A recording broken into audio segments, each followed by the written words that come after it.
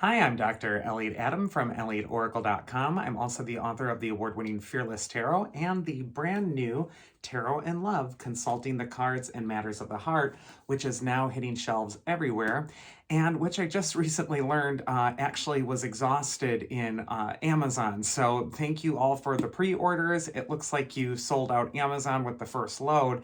I'm assured that they're getting more books in. So if you're still waiting for your pre-order, just be patient. It is coming, but there was a big demand. So I want to thank you so much for that. If you do like the book, please consider writing a kind review for it.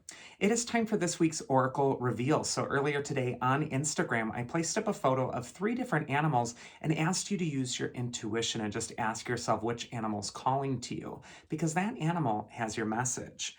And the animals were the armadillo, the chameleon, and the eagle. So if you're just joining me now, ask yourself which animal's getting caught in your head, because that animal has your message.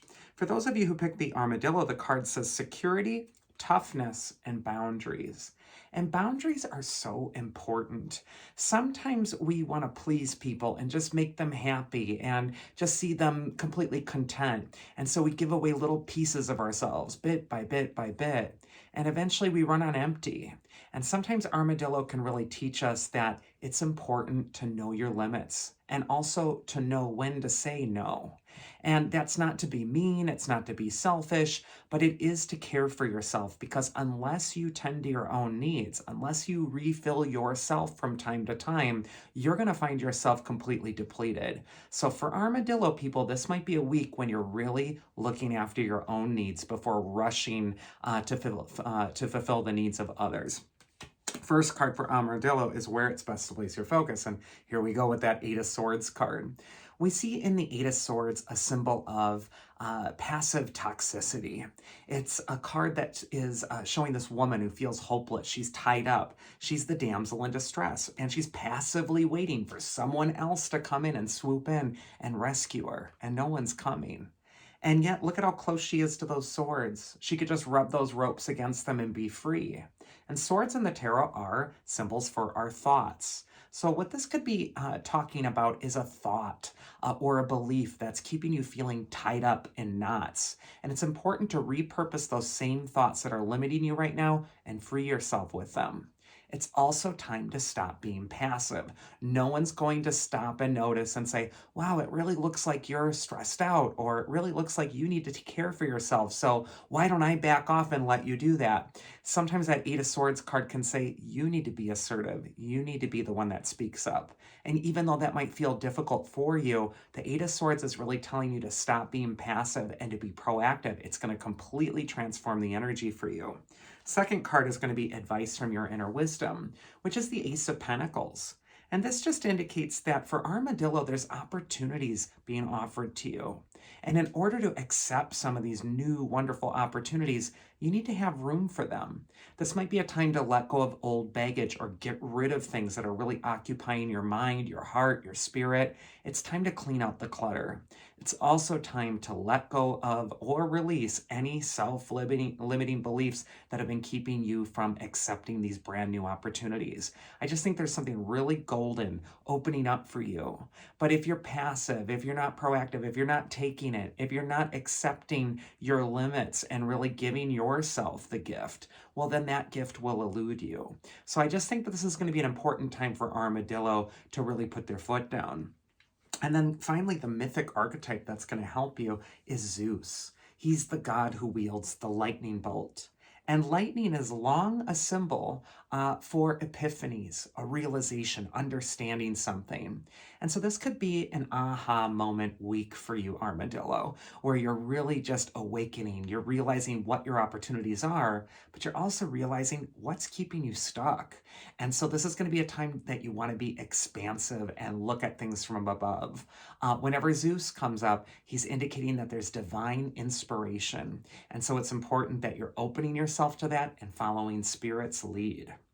Next, we're going to go into the Chameleon card, and this one says versatility, camouflage, and agility.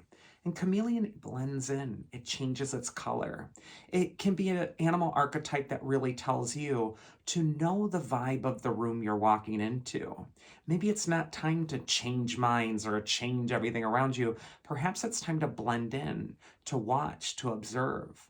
It might also be a time where the smoothest course is going to be the best course of action for you this next week. So I just feel like blending in, taking your time, taking it all in, and not being so concerned with getting that output out there is going to be so important for Chameleon. First card for Chameleon is where it's best to place your focus, and we get the Four of Pentacles. And this is a card that says that your old go-to behaviors to cling to security might be needing to change at this time.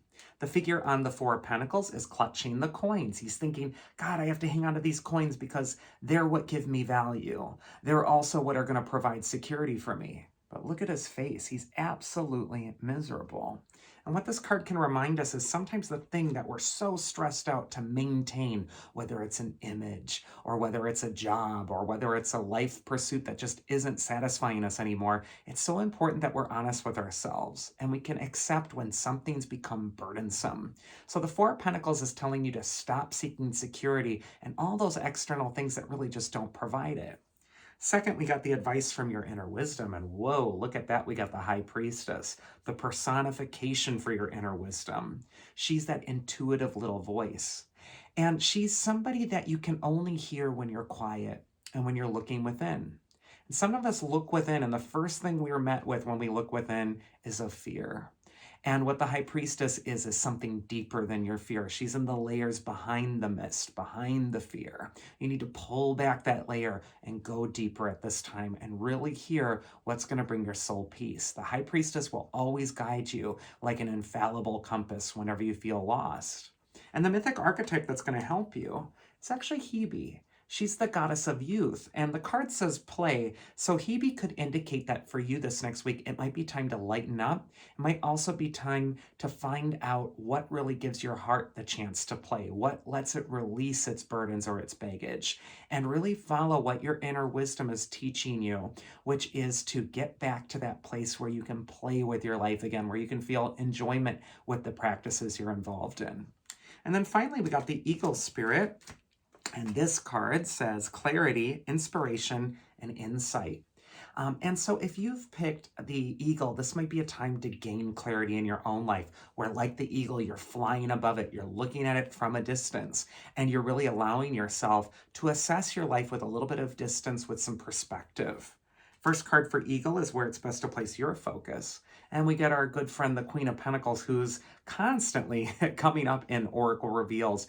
The Queen of Pentacles is all about manifesting your goals, but also dealing with that one word that everyone hates to hear in a tarot reading, which is patience. Sometimes things just aren't in fruition or come to fruition yet. The bread is baking in the oven. If you try to eat it now, it's not going to taste very good. You just have to let it bake. And you have to watch out for that little jittery rabbit in the corner of the card constantly feeding your anxiety about, well, will it work? Is it going to be okay? The Queen of Pentacles is telling you to get grounded. It might also be time to find a way to reconnect with the earth or nature or anything that really makes you feel planted. So even gardening or working on plants in your home or getting a plant might be really helpful for you this next week.